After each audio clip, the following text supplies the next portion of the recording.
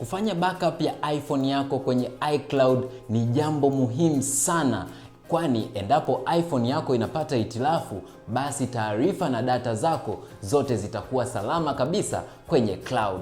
Kufanya backup ya iPhone yako kwenye iCloud pia ni rahisi sana. Kwanza, fungua settings na uguse hapo juu kwenye jina lako. Kisha chagua iCloud na kisha utap kwenye iCloud backup. Ukisha kuwa pale, weka on kwenye back this iPhone na kisha uguse kwenye backup now. And just like that, iPhone yako itaanza kuhifadhi data zako zote kwenye iCloud yako. Ni rahisi sana.